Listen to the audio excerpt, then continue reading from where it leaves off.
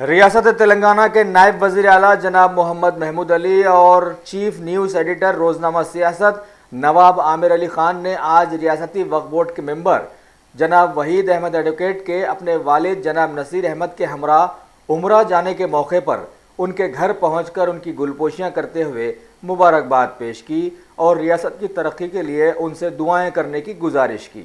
इस मौके पर वहीद अहमद एडवोकेट ने रियासत में उर्दू को दूसरी सरकारी ज़ुबान बनाए जाने पर नायब वज़ीर आला का शुक्रिया अदा किया।